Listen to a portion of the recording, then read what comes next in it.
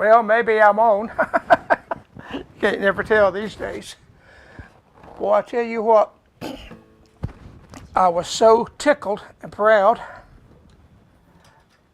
Let me get my earbuds working where I can hear what I'm doing. I had a computer, my main computer that I worked with all the time. My HP computer had a problem, and I've worked with it for 2 or 3 weeks and couldn't find out what the problem was or anything. And so the other day I decided I would just do a complete reset on the computer because I didn't have anything stored in it. I only use this computer for streaming, and so I wasn't worried about losing anything, so I just reset the thing. Now the stream light's coming and going, but we'll just see what happens. But turns out that I reset the computer, and when I did, I plugged up and everything came on, and there we were, and everything was working with the audio. And so, but when I cleaned off the computer and I reloaded vMix that I used, I just realized when I pressed the button it wouldn't go to stream. I looked and there was no stream codes in there. Always forget something. And I don't know why the yellow light keeps coming on. We might be on and we might not. We'll just have to see what happens here in the next 30 minutes.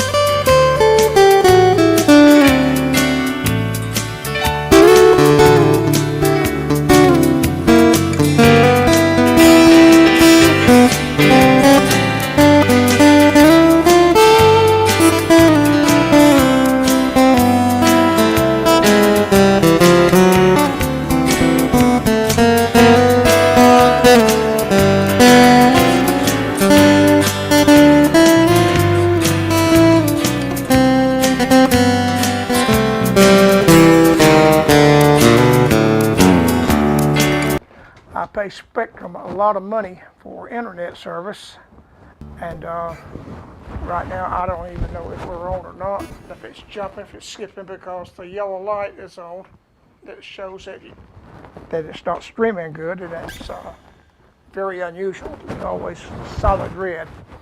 So I'm going to jump right in here and see if we're on and what's happening. Troubles, troubles, troubles. It's troublesome times. The Bible says in the last days there'd be troublesome or bad times or mean times, scary times, all kinds of times, aggravating times. I tell you what, boy, aggravating ain't the word for this internet and World Wide Web. Everything's being hacked and cyber stuff going on, and I may not even be on here. Let me see. I may just be jacking my jaws for nothing. And it says I'm on. And let me pull down here and roll down here. Nope, I'm skipping. I see it jumping back and forth. It's I see what it's doing. There's 3 comments on here. Good evening, Charlie Beatenbo. And hey, Papa Joe, how's everything going, buddy? Ray Snyder, Paul Duckin. Glad you three regulars, faithful viewers are here. Now I see right now that my iPad is even buffering. That means it ain't half working. Well,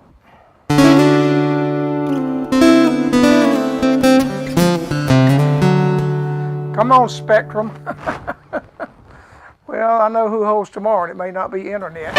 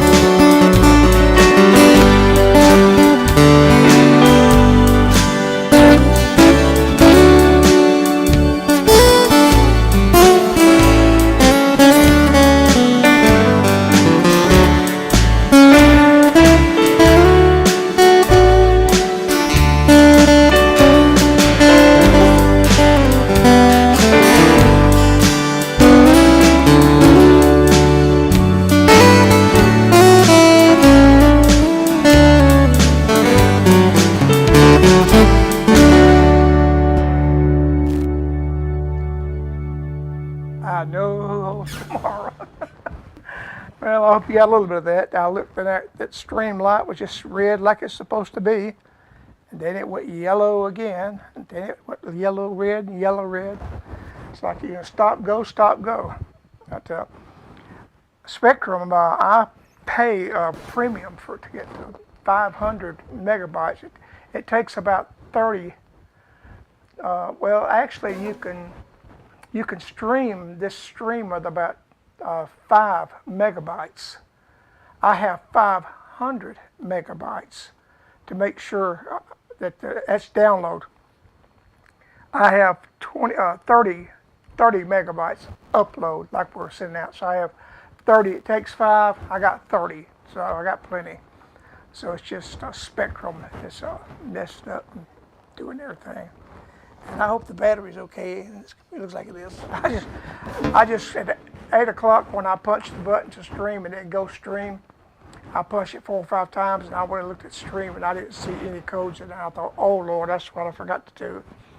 It's when I got this new computer, my old computer set back up like it was supposed to be, I forgot to put the stream codes in. Everything was working otherwise. And then when I started to grab this little Dell computer, it was over behind the chair against the wall, the charger's laying back there, and I thought, oh, I hope it's charged up. And it's got 3/4 of battery life, so I should be able to get by another few minutes.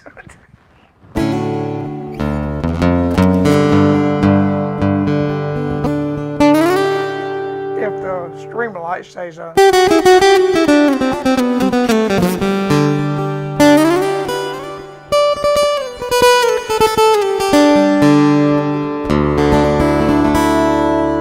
Yo, D16.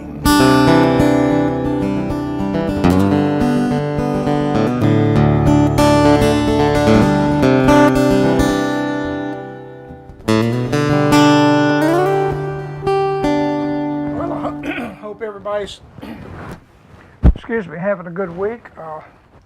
We are. I only had 2 doctor's appointments yesterday. Yesterday was Monday, was it? We went down to good friends of ours down in Franklinville, North Carolina, just down in Asheboro, for a Pastor Appreciation Day yesterday. It was a good time. They had a lot of good food. That's great. I told Pastor I didn't come to appreciate him. I just came because I heard this cooking, and I knew how those ladies cook. They do a good job, that's for sure. Oh, my Lord, my Lord, my Lord. It's I went yesterday. I had 3 doctor's appointments. I had 3 doctor's appointments last week. And there's a lot going on in an old body.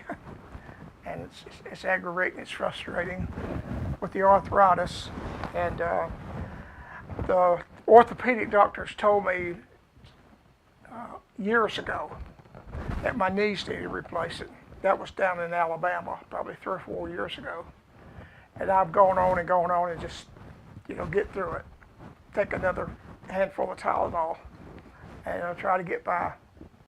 And so when I got a new ortho doctor and the pain was, the shoulder so bad and everything, they did x-rays of my back, my shoulders, everything. And he said, you need both your knees replaced, they're shot. And he said, both of your shoulders, the rotator cuff is torn in each one of them. There's inflammation, there's all kind of arthritis, spurs. He said, you need all 4 replaced as quick as possible.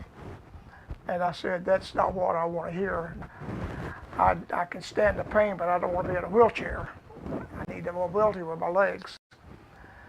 And so he said, you may have, I told him what's happening in my back and my legs, the back of my legs. And he said, I might have some kind of spinal something. I don't know what it was, he said. But we need to do an MRI and see what's going on back there with your spine. Oh my goodness. So I had an MRI last week, and I don't know how to read the thing in my chart. He ain't talked to me yet, but I saw 3 or 4 discs that said bulging legs, and I like, oh. And so in the meantime, the doctor says there's a new treatment. He said, I don't want to do knee surgery. He said, Reese, one time your A1C's up a little bit over the normal with being diabetic. And he said, it's more of a chance of infection. He said, the other thing at your age, and I don't know what he meant at my age, I'm only 78. He said, at your age, the pain is more than you want to deal with.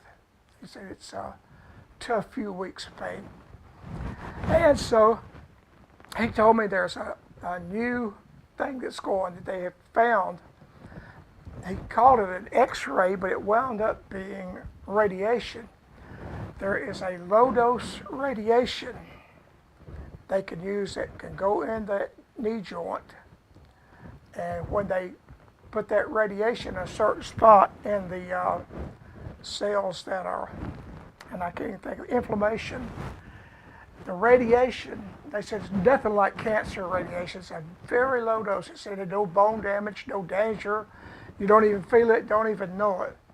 But that radiation, low dose radiation kills inflammation cells.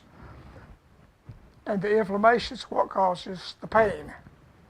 It said it doesn't always take it, doesn't always take it all, don't work on everybody, but about 75% of the people that works on it.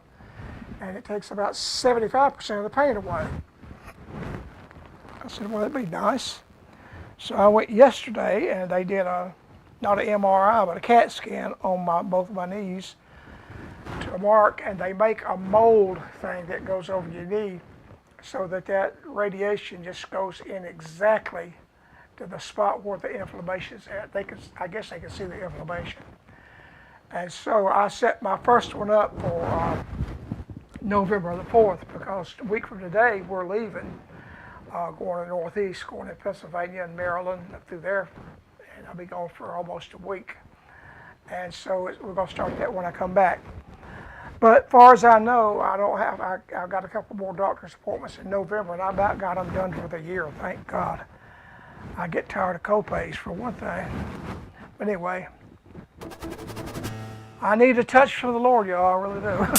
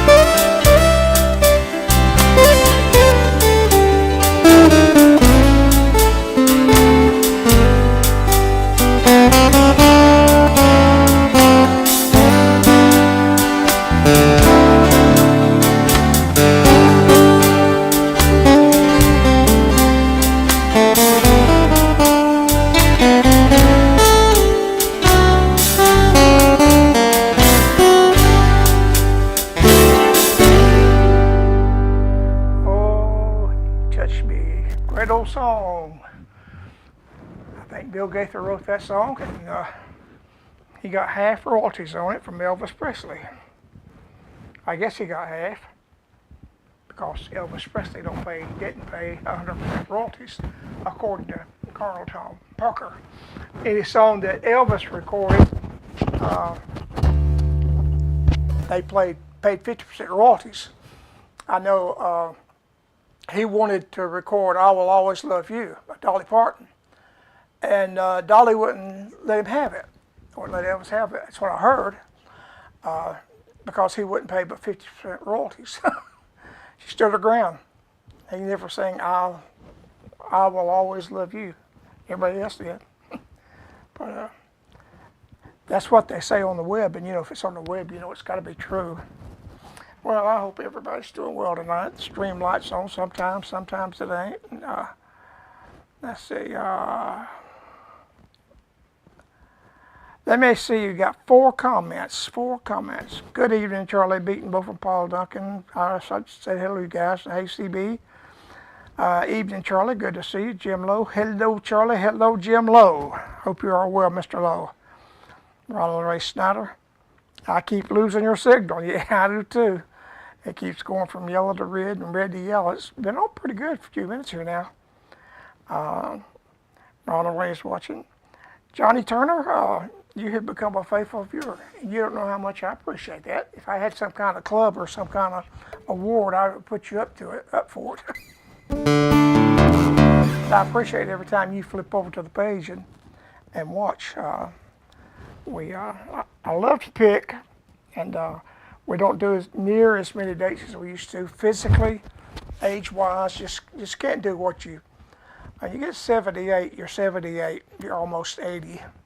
And it gets a little tough sometimes to move and maneuver and get in and out of the truck and load the stuff in and out, and carry it in and out of the church and set it up, then get out of breath, and it just gets hard to do. So 65 years, this year 65, that I've been traveling. Mom and Daddy started singing 1965. In 1958, we moved from Austell, Georgia.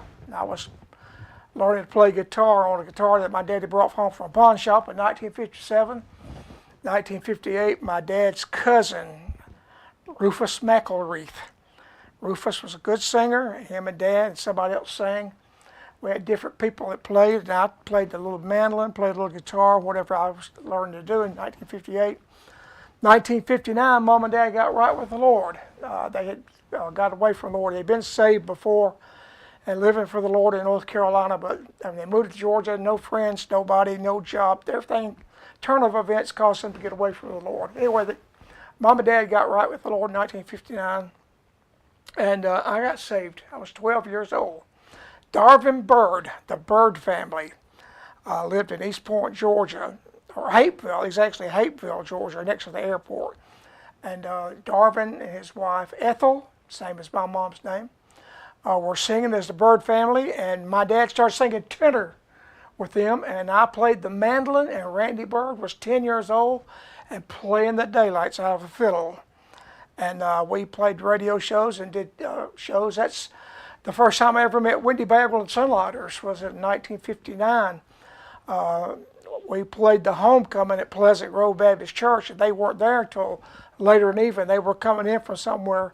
They had played over at a service station grand opening or something over in Alabama or Mississippi, and they come by the church. It was getting over, and that was 1959, I think.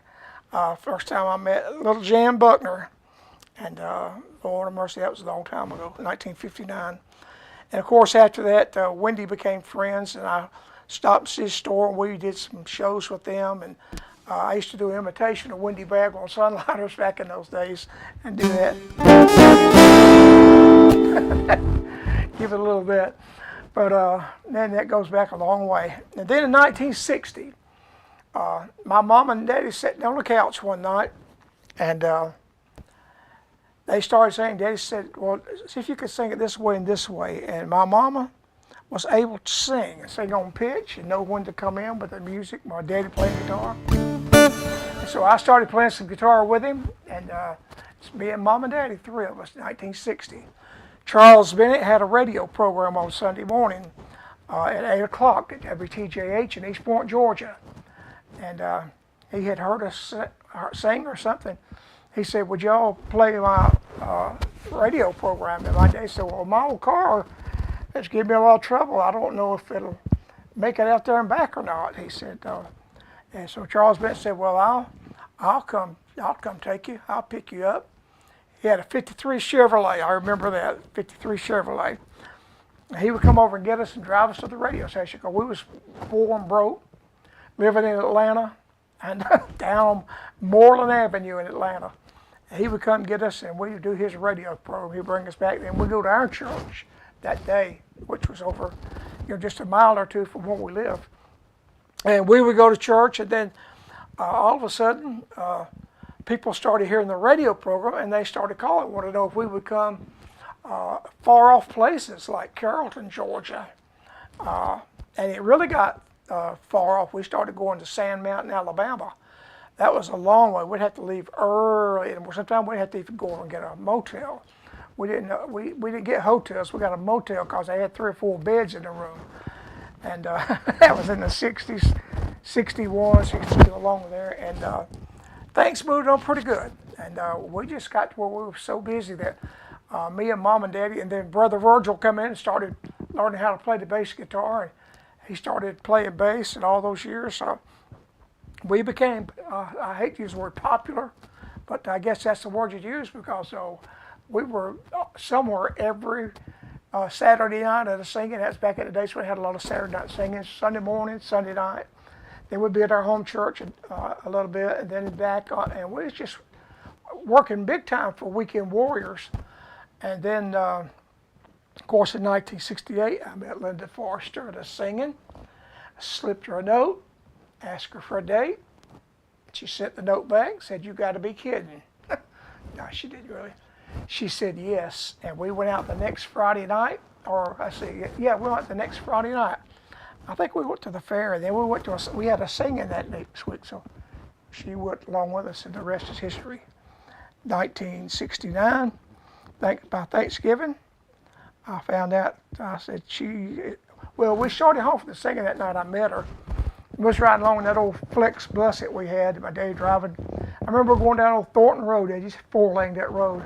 Used to dead in there at 78, and they had just 4-laned the road, and I was sitting back in the seat, and I told Virgil, I said, "I think I just met the girl I'm going to marry." He said, "Oh, you crazy." Been crazy ever since. We've been married 56 years now. 10 years with Wendy Bagwell Sunlighters the first time, then the Charlie Beatenbos Singers for years, and then Linda and I just, Lord called me to preach in 1990. In 1991, we started full-time ministry. We're doing quite well. And about 95, Wendy Bagwell, after all those years, being gone 17 years, called me and asked me if I would come back and help them. That things were kind of rocky with the young kids. They were having a lot of problems with not knowing what to do and how to handle the bus and how to do this or that and the other. And wanted to know if I'd come back, and I did work back with him last year until he passed away. And so Linda and I had already started full-time ministry, and now 91 to now it's how many years? 30-something years. But this is year 65 that I've been playing, and that's a long time. This is what I'm looking for.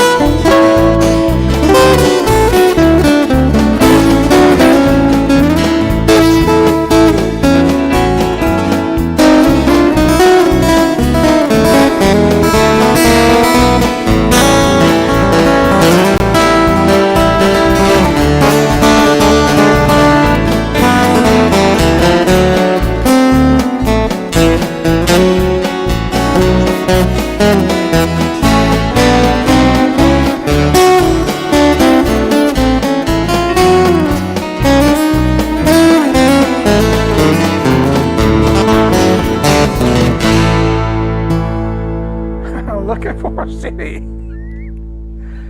Oh, let me tune up here. When I saw the stream wasn't working,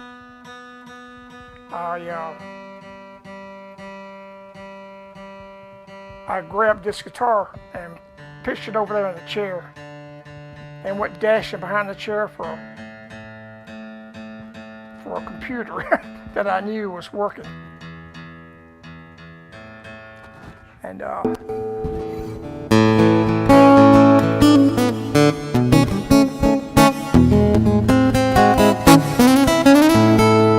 there's a tuner inside this guitar right down here, lights up beautifully.